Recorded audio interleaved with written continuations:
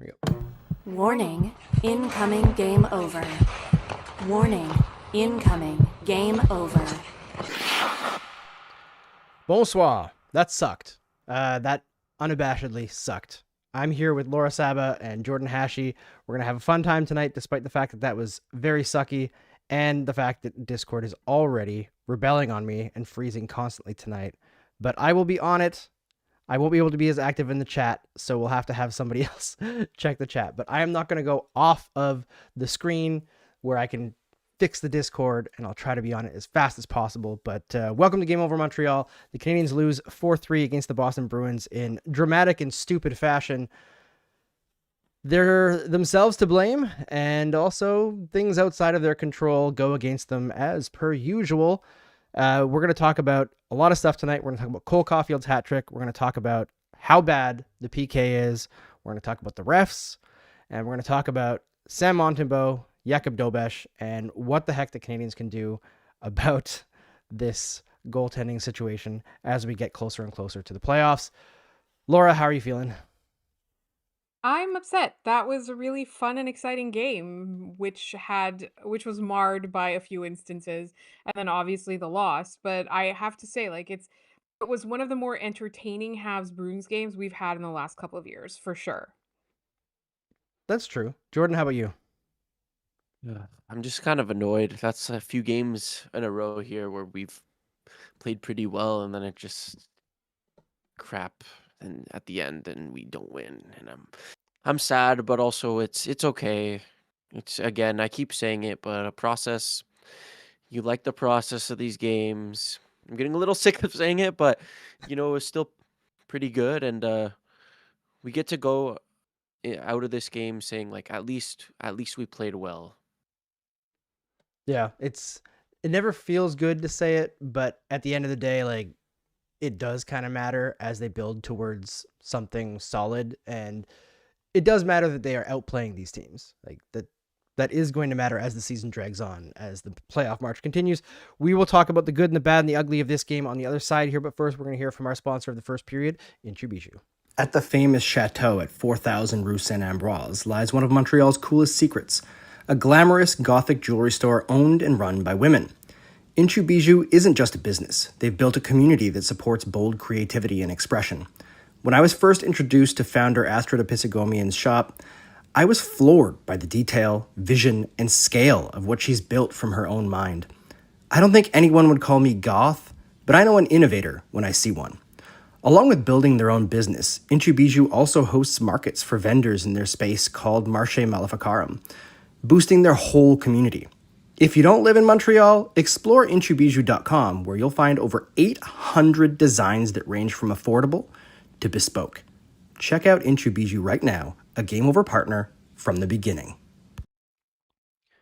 Welcome back to Game Over Montreal. I'm Andrew Berkshire. I'm here with Jordan Hachey and Laura Saba from Locked On Canadiens. Check out Locked On Canadiens if you haven't, and please like this stream if you like the Montreal Canadiens, because we're here after every single game, live, win or lose, talking to you folks, giving you the good details and the bad, and I think usually we end on a decent note. Usually we're not going to bed angry here, which is always a good thing. Let's start with the good. Cole Caulfield. But I guess we got to kind of juxtapose it with the bad. The story of this game for me in a lot of ways was Cole Caulfield against the Montreal Canadiens penalty killing. And unfortunately, that part was a tie, and one bad goal against is all it takes. Maybe two bad goals. Well, I mean, one bad at even strength. Oh, okay. Yeah, Cole was awesome tonight. It's great to see him back. Like he's on a heater. That's kind of what he is. He's pretty streaky, but in terms of how he gets his goals, but he gets a lot of streaks. So he's not really a player that's not like gonna show up for long periods of time, like that's not going to show up for long periods of time. And him coming back right now at a time where the Habs aren't getting all the wins is really good to see. Just to him help get us back, and I think it's helping the power play a lot, to where if they're confident in Caulfield on that left side where he's able to get his shots off, it's really going to help. And a lot of the power play struggles were because they couldn't really get him going, and tonight it was good to see that he played extremely well. Yeah, there was that stretch of time where he was kind of doing everything, but the finishing was like weirdly off. And it's nice to see things working out for him now. It's been 5 games of just being absolutely deadly for Cole Caulfield. I think specifically on the power play, he was not creative or aggressive at all until the last few games. Like he'd kind of lost it a little bit. I feel like they were all kind of they were learning bad habits from each other. It was kind of infectious. And then all of a sudden he was just kind of like, "Oh, I remember who I am now." And is able to create space for himself or find space, I think. And I really like when he likes his game. Like he's the kind of player that you watch and you know he loves being a hockey player. He loves being good at what he does. And some nights you can tell from his body language, it's just on. Like after that second goal, I had absolutely no doubt the third one was coming. And Yeah, there's just something about the way he carries himself, and I think it's just really hilarious that this person, this goal scorer was not good enough for the Olympic team. I know we always talk about it, and we're always gonna harp on it because it seems like one of the biggest fumbles in hockey in a long time. it is pretty bad. I mean, Hudson as well, pretty rough, especially with the guy that they replaced him with, Jackson LaCombe, which, like, fine. If you're on a club team, Jackson LaCombe is fine. Good player. On Team USA, to take him over Adam Fox or Lane Hudson is complete insanity. But you know what? Honestly, I'm kind of glad that I don't have to try to reconcile Cole Caulfield or Lane Hudson suiting up for Team USA right now. Like, I don't want to see that, frankly. I'm Yeah, good with it. I'm glad that they're gonna get the rest, and I don't want to see it. I don't want to see them having to wear that flag. totally fair. But yeah, the good news is like they can really help get a push for the playoffs where these are probably like, two of the five best players that aren't going to the Olympics if you're being, slightly mean to them. So, uh, it's good like as we roll down the stretch of the season to make sure we clinch, having them fresh is going to be huge. So it's really nice. It is. On the other side, the things that are not so nice. The penalty kill is in shambles, and I kind of feel bad because Jordan and I were on a couple weeks ago, I guess now, and we were talking about the Canadians' poor penalty situation, and the Canadians were on a run where the penalty kill was phenomenal and the power play was terrible. And then the next game, after we had commented on it, and been like, "Hey, that's the way to do it. Like, that's the way to get over these penalty troubles. Is just be killers on the PK." And then all of a sudden, it's back to in shambles. I'm not applying fault at all, but the coinciding change was Jake Evans came back. Oh, I thought you were gonna say that Joe Valeno started playing less on the PK. That's also true. And Valeno has been killer on the PK. But that's not it, I don't think. But maybe it is the change of personnel that's kind of throwing them out of whack a little bit because they were on a really good roll for a while there. Now they're back in shambles territory. Like at one point, the Canadians were top half PK in the NHL because they'd been pretty good. I think they were at like 82.4% before everything flipped. And now they're back into probably the mid 70s because it's been Not great. real rough. Laura, do you like the diamond setup on the PK? Um, I don't. I just feel like it's easy for the other teams to figure out or overcome, right? I wonder though, like if you're inserting Jake Evans, I wonder if it's a situation where people are so used to relying on him and him being one of the key penalty killers, if all of a sudden by default that's happening again, is that people are like, oh, he's back. I don't need to do the things that I was doing previously to be successful. Right? I don't know if that makes sense, but that was one of the things I was thinking about because like he is a solid penalty killer, but it's also, we always talk about like how we want them to be aggressive on the penalty kill. And we saw Mike Matheson do that and then get victimized tonight. So I don't know specifically what the solution is, but I do think that Canadians right now are incapable of being good at all the things at the same time. They're good at like they're capable of being good at one or two things and then the other things kind of have to suffer for it, which is fairly normal, but not if you want to be a good team. Yeah. But it is kind of a reminder that they're still they're in the development phase of becoming a good team. Yeah. Right. And I think it's easy to put the cart before the horse with this team because they have so much talent and the future is so clearly extraordinarily bright. And Like that this they're is good now, right? Like we're watching this yeah. team and they're offensively good, the underlying numbers are good, or they're winning games. So we forget that they're not complete yet.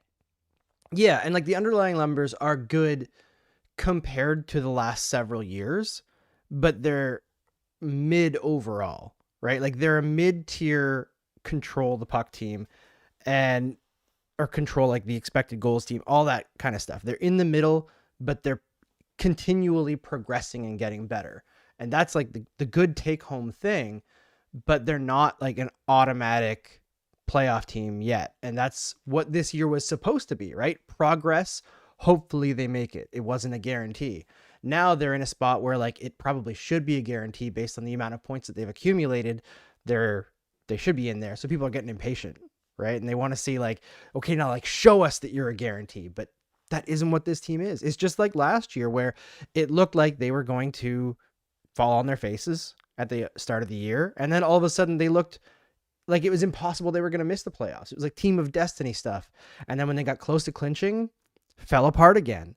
And it's like these ups and downs are normal, but the margin for this team is still not huge, but they've made it significantly bigger. So I think I look at them, the way they play right now, the way they're progressing and the teams that are around them. And I understand that it's tight and people are worried about the Atlantic Division.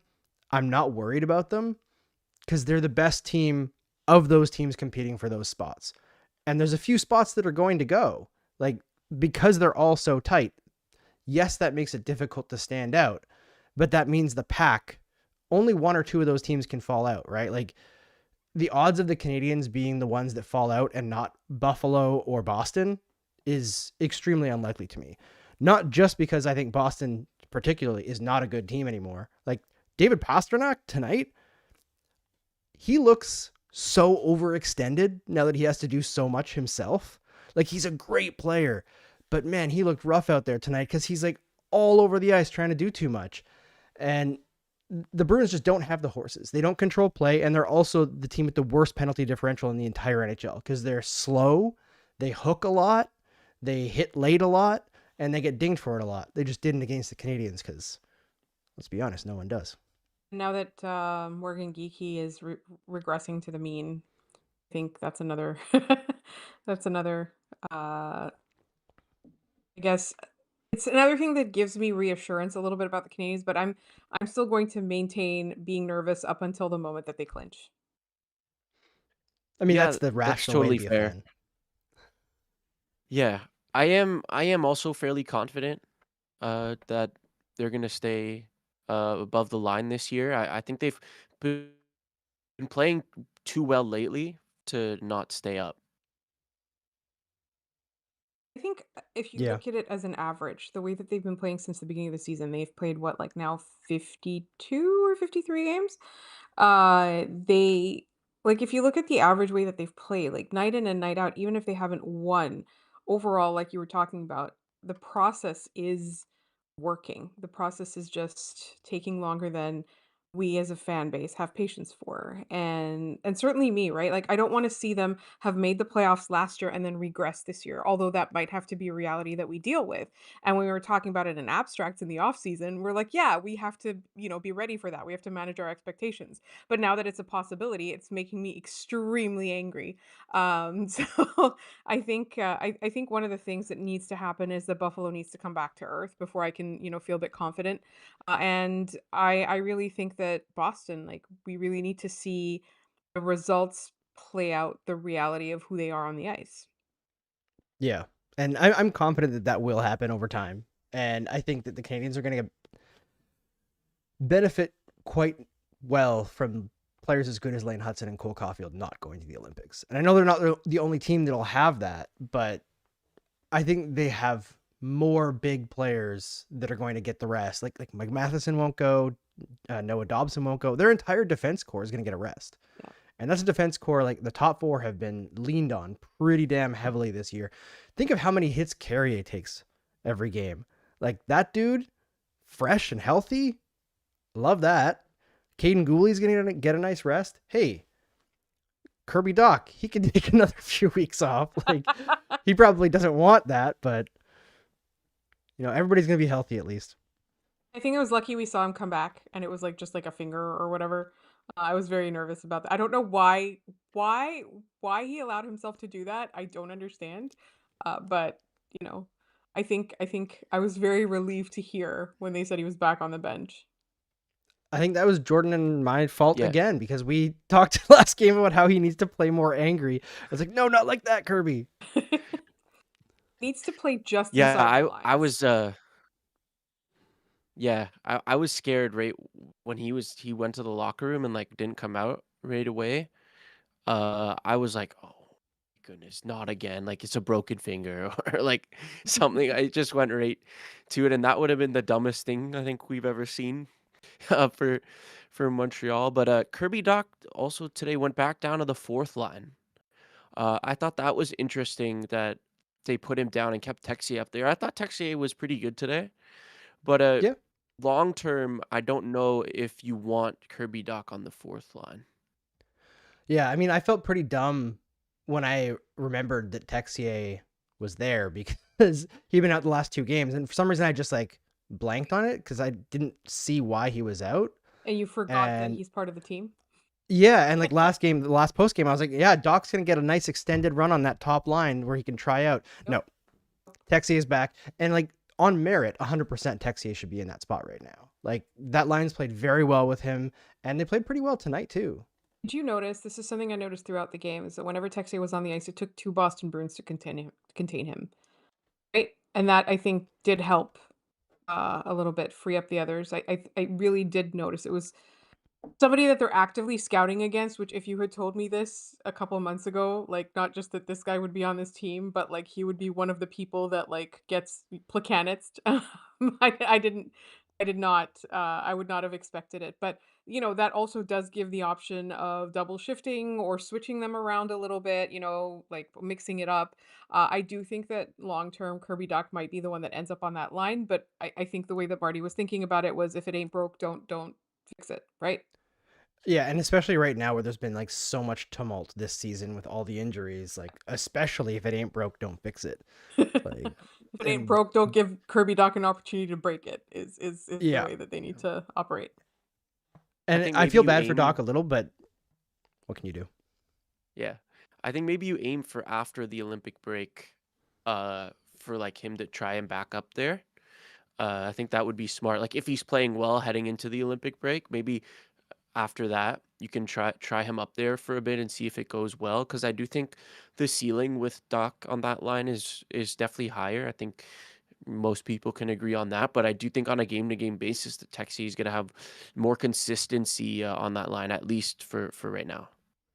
Yeah, for now also I feel like Bolduc and Doc playing with Evans might be nice. Like I think Evans' aggression should maybe rub off on them a little bit and get them to play with a little bit more passion. Because as we mentioned last night, like obviously Kirby, don't be getting in fights. We don't need you to break. Like I don't know if he has like brittle bone syndrome or something, but man, every time he does something, I get nervous now. when I was so worried that he ended up breaking his hand, but then I was like, no, there's no way. Like nothing landed in that fight hard enough to break a bone. There's no way. He must have like dislocated a knuckle or something, and they had to pop it back in, and takes a minute. But yeah, either way. But I think him and Bolduc could both be served by playing a little bit more Jake Evansy hockey, where you're just leaning on guys. And I saw it from Bolduc tonight. There wasn't a lot to see from Doc tonight because he missed so much time, but I thought he was also fine. He didn't stand out though. I think Yeah, go on. Go ahead. yeah, I thought it was I actually like that like Doc playing with Bolduc. I think that can be like a genuinely power fourth line. Like if those guys have a good day, if your fourth line has those guys on a good day, like that can be really really dangerous like in any given game. I would agree with you, and I think what I've seen from Bolduc in the last, I'd say 4 or 5 games, and his last game was pretty good, right? Is that he seems to understand his shortcomings, and he's trying to compensate for them by playing a little bit bigger and tougher. Which is not to say he wasn't doing that at the beginning, but I think he was trying too hard to fit the mold of where he was, which is the top line, and now he's kind of just just being large and aggressive. And I really like that, and I hope that that comes up with that ends up benefiting him in terms of results as well. For sure. All right, we're gonna wrap it there on this one. We're gonna come back in a second and talk about the refs quickly, and I might have to talk about the fact that the NHL went forward with the game in Minnesota tonight, because that is insane to me. But you guys don't have to comment on that if you're not comfortable or anything. But before we do that, let's hear from our sponsor for the second period, Le Saint Motel. While you're browsing into Bijou's goth shop, head next door and discover Montreal's most unique selfie studio. Whether you're looking to take some banger pics of your Halloween costume or cosplay, or you want to make some memories with friends, Le Saint Motel has you covered.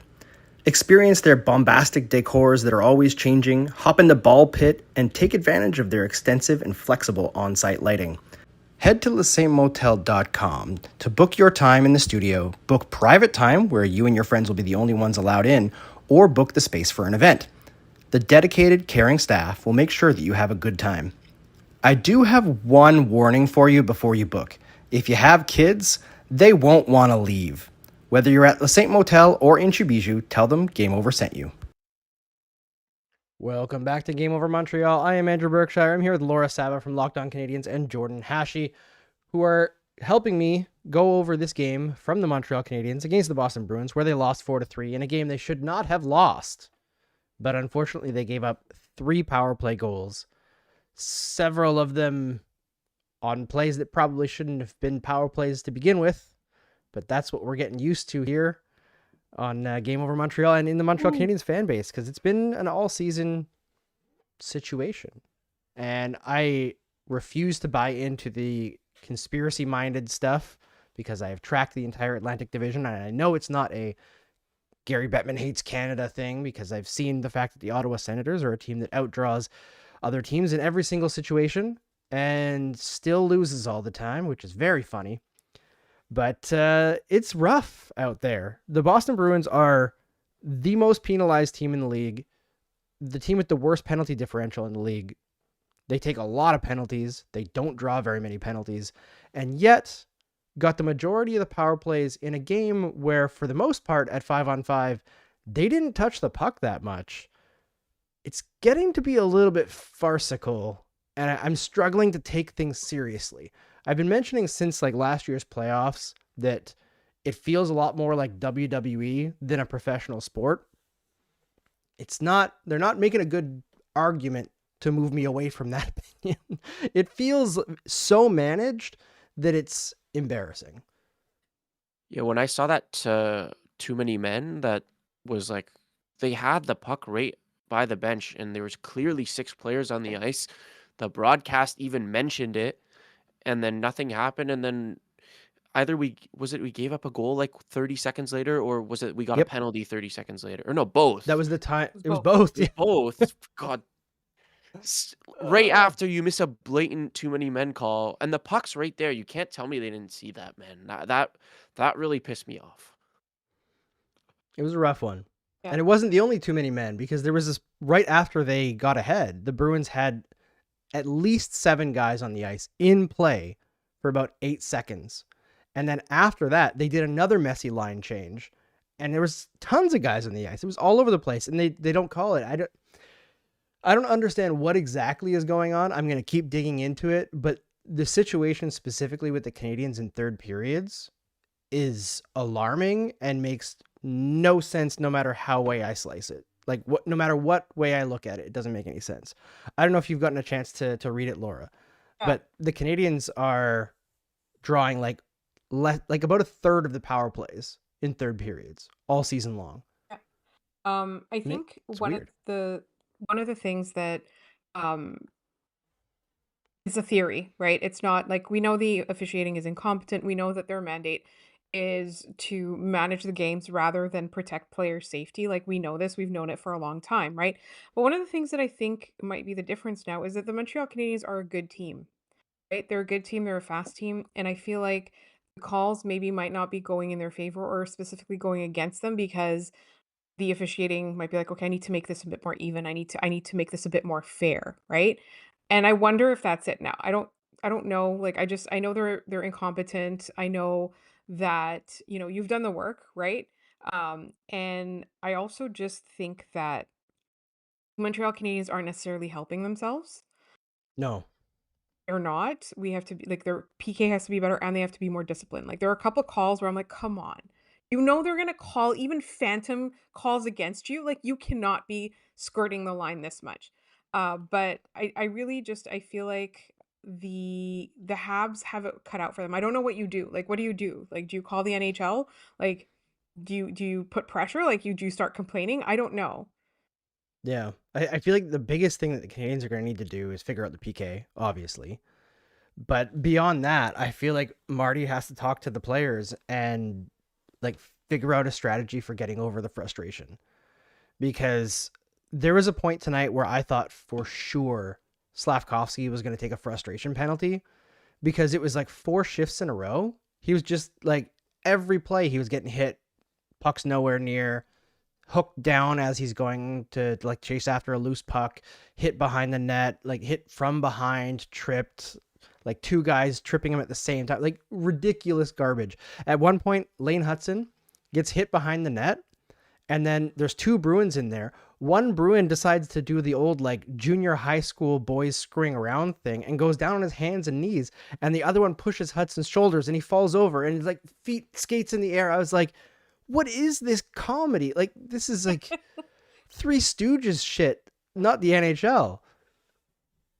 No, I know. And I think like they probably like the Bruins probably get more of a kick out of that. Like they're like let's bully these guys, right?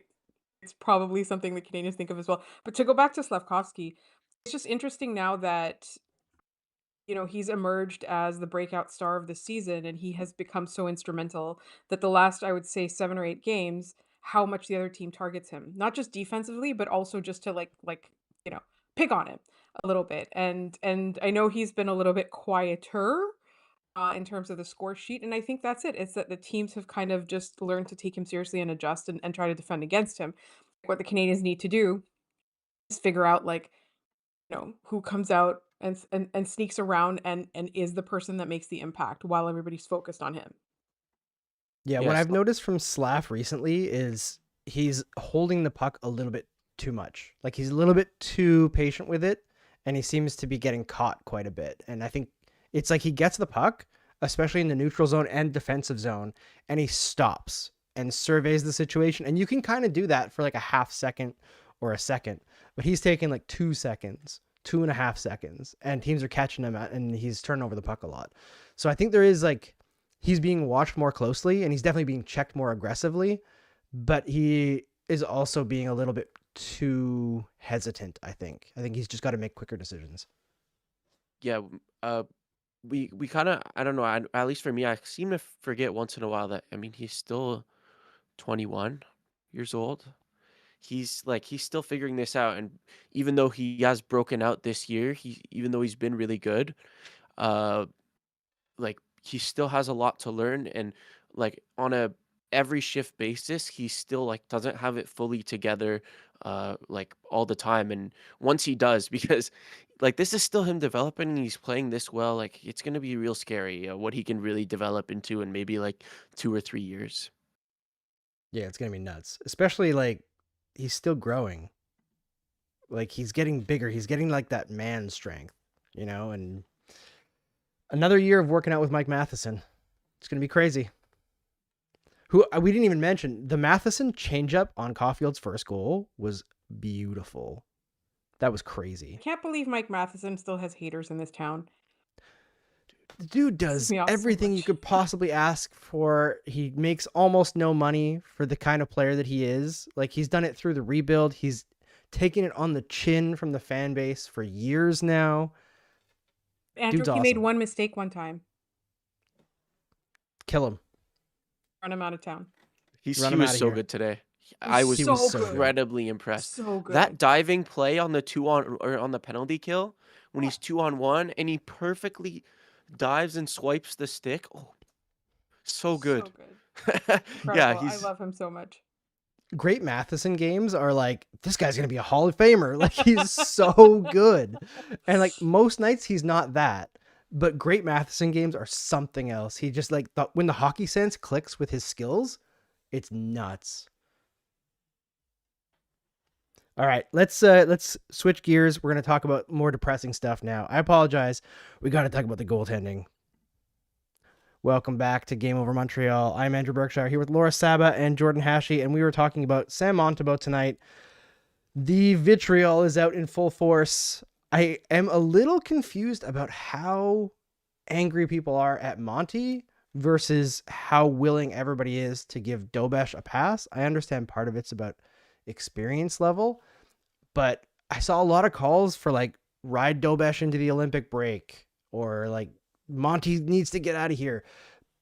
But like, are we watching the same goalies? I feel like Montembeault's been clearly better than Dobesh recently. Like, I know this game, 2 weak goals, but Dobesh has been an adventure and a half.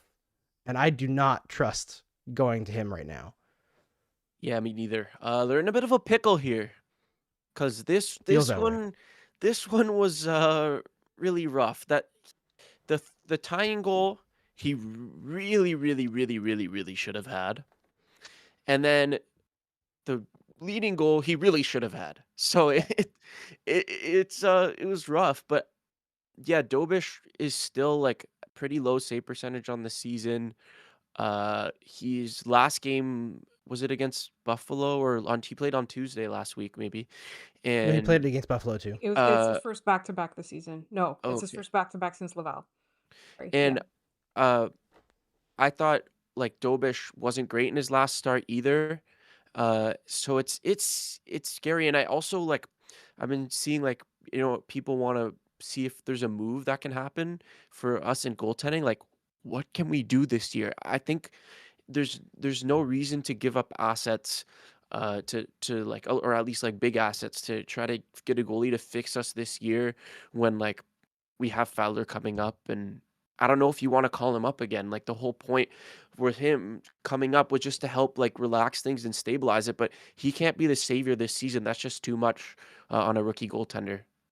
Yeah, I think calling Fowler up back like now would be the kind of panic mood that actually makes things go off the rails.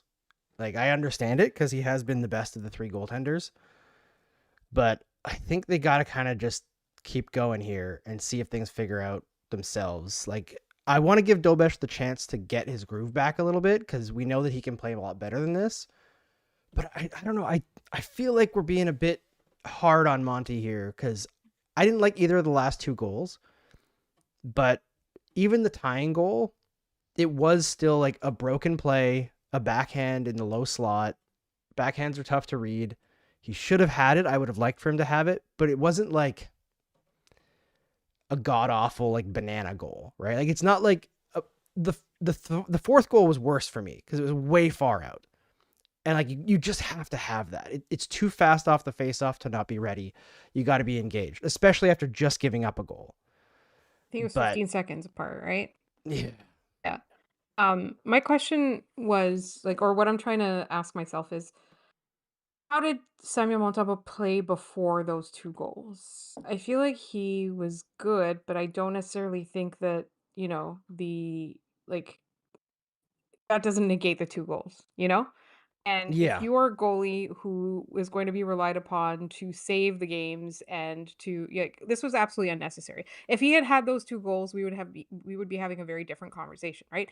If you're on a team that gets penalized a lot, fairly or unfairly, if you're on a team that plays the kind of really fast offensive game and sacrifices defense in honor of that, you need to be a better goaltender. And yeah, so, like, the problem that I have with Monty and Dobish is not who do we start or who do we rely on. My problem is there anyone else out there that is going to be available to the Canadians that's any better than what we have now? And I don't know that that's going to be a thing. Sorry, I've been trying to like read the comments in the chat at the same time, but like I'm having a hard time following. Sorry, guys. This is something that Andrew and Kay are much better at than I am. Um, but I do think that like essentially the choice of Samuel Montembeault has to get better. We can't be saying we need a new goalie because there isn't one. There yeah, simply is not a goalie that is better that we can have right now. yeah. So he needs And to be better. he does need to be better. And part of that's just going to be he needs to play. And I think we need to not super overreact to like single bad games or like games that are like not 100% great. And I agree. I didn't think Sam was like amazing tonight, but I think the Canadians were more like significantly more at fault for the first 2 goals against than Montembeault was. And like if it wasn't for the bad defense in front of him and the bad PKing, they're going into the third period 3-0. But at the same time, Sam Montembeault is a starting goaltender, and his entire thing is sometimes he gives up a soft goal, but when there's a good chance when you need it, he's pretty much always there to stop it. He needed to stop one of those 2 shots tonight. Like both of those cannot go in the third period in the same game. That cannot happen, especially back to back. So like, I don't know if the game was as on him as people are saying, but at the same time, it was. So it's like there's nuance, but also, goddamn, can they get a friggin' save this year? It's crazy how bad it's been. They need a break. They really, yeah. They need, Yeah. and it's not all entirely on him, but it is partly on him. Yeah. Yeah, I saw in chats, and Rubinov said they need to move on from Montembeault's game as cratered. I mean, I think at I don't know least about this that. season you can't. You can't this season. Dobish is saying also Dobish is more reliable. I mean, not necessarily. Really, Yeah, I don't Dobish agree has with that. zero I think rebound control. Like none. yeah, I have Yeah. never seen a good rebound from Dobish. yes, He's yeah, fun to watch, It's but he exciting. is extraordinarily chaotic. And like Monty is kind of chaotic for a goaltender in the NHL, right? Like he's like pretty reactionary and an athletic goaltender. But as bad as Montembeault is at times at tracking shots way wide, like way out, Dobesh has trouble tracking like east-west. And he's overreactive a little bit like Marc-Andre Fleury used to be, but obviously doesn't have like quite the talent ceiling that Marc-Andre Fleury had. I think the Canadians get really paranoid when Dobesh is in net lately because he's so adventurous that like easy shots, he's like, whoa, where did that go? And you're like, that's just not a comfortable feeling No. for the players on the ice. And I feel like Dobesh hasn't been giving that, or not Dobesh, Montembeault hasn't been giving that at least. No. So I have more confidence in him that like when he's getting beat, it doesn't look like he's like completely unable to make a save. His And body like language that's was what I've been getting. fantastic tonight. Honestly, like those Yeah. 2 goals notwithstanding, from the beginning to the end of the game, his body language was incredibly confident tonight. And that's kind of a shame because like I really wanted this to be his like 6th game in a row where he was good. But I think like, we do kind of have to look at like what did Ottawa do? They brought in a washed up homophobe. It's not working out well for them. Yeah, I mean that's really, I actually wanted to start the show with at least we're not the Ottawa Senators. We should start 'Cause every show with that. seriously, I feel like it would be a way to pick up the fan base a little bit because think of how angry we would be if this was like 2 years down the line. The team is legit really good, like very good in all the differentials at 5-on-5. The Ottawa Senators are legit. They outdraw their opponents in every single situation for like they're getting the penalty boosts everywhere. They're getting every advantage possible. And then the goalie lets in every shot. Like that game against, like I saw people saying this was the worst game the Canadiens have played this season. No, the game against Ottawa was the worst game they played this season. Mhm. They Still just won it. happened to score every time they shot the puck. Yes. Also, I take an issue with people saying that this was the worst the Canadians have played. The Canadians played incredibly well. There's a lot of things went against them. I Yeah. really like I watched I was like, this is the team I want to see against Boston. I want to see this kind of, and I know the last game was way better, blah blah blah. I get it. But this is the kind of Boston Montreal game I want to see. I just want to see the officiating maybe do its job a little bit, the goaltending do its job a little bit, and then the Canadians always come out on top. There used to be like entire seasons where the Canadians would sweep the Bruins and they had like 8 games against each other, right? Those were the best. Those days, I want those days back, and this Canadians team can do that if they will get their head out of their butt and stop taking stupid penalties. The best thing about those years though, Laura, was that if you took those 8 games out, the Bruins would be like leading the conference and the Canadians would be out of the playoffs. And then they'd face each other in the first round as like 1st and 8th seed, and the Canadians would walk them again. And you're like, this is amazing. This is the greatest thing ever. They're only good against this one team. The Canadians just get blown out of the water in the second round every year. good team to be good against. That's for sure. Yes, Um, 18, 20 years ago. Oh God. It feels And- like forever ago. Yeah, we're seeing a bit of Jake Evans talk in chat. Someone said, "Did anyone think Evans sucked tonight?" I don't know if I wouldn't say he sucked, but I did actually think that the second goal was on him. He's back checking on a 2-on-2, and he just abandons his man when Pasternak's shooting. I don't know what that was. That I was extremely frustrated at that. Uh, but I think like and the Dujin chat also said that they'd rather have Valeno in the lineup than Evans. He's been better this season collectively. I would not say that he's been better than Evans this season. I think maybe since Evans came back from his injury like a week or two ago, he hasn't been as good as you'd want him to, and maybe Yeah. Valeno has been like on the same level or slightly above that. But on the season as a whole, I disagree with that. Careers as a whole, I also disagree with that. Like Jake Evans Yeah. is objectively the better player. I think he's struggling right now, and that's totally fair. He's injured, right? He came back earlier than expected too. I feel like he was supposed to be out until March, and now he's Also, back. wasn't it a head injury? I don't know what it was. It could Oh, be, and was maybe he's it? still playing concussed. Oh, that I would be thought that he bad. took a hit to the head, didn't he? I have no idea. I could be wrong. My memory is so garbage now. And here, I'm going to shift into the overtime period quickly. Since we're not talking about goaltending anymore, I feel like the agreement on goaltending was they just have to keep going. Like, He had there's no nothing that, choice. don't trade for Jordan Binnington. That's all I ask. I agree. Do not do that. I don't think there's any chance in hell that they would, but I still have like fear of GMs seeing a player good and Binnington winning 2 games against the Canadiens this year and being like, Mhm. Let Ottawa don't. trade for Binnington. Oh yes. That would be so good. Oh, Yes. that would Oh be my God. so good. Oh my God. Please do it. Mhm. That team would be so hateable. They're already so hateable. They are the Like most hateable Binnington, team in the league. Kachuk, Cousins. Yeah. It's them in Florida neck and neck. Or Vegas too, a little bit. Oh yeah, Vegas. Oh my God, I forgot. Yeah. Carter Hart. God. There's a lot of shitty players in the NHL. but And I don't mean that by talent. No, but like look at like, that didn't help Vegas at all, and bringing in a homophobe didn't help Ottawa. Like that's not the route to go.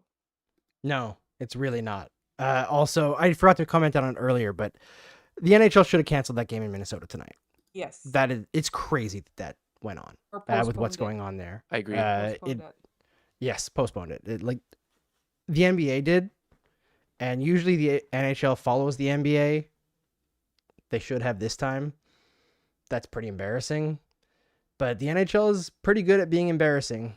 Let's be real. Whether it's the Florida Panthers dressing like Donald Trump and going to the White House a couple weeks ago, or Matthew Tkachuk joining Trump's like sports advisory council, which is basically just a big thing to attack trans people. It's a mess, but fuck.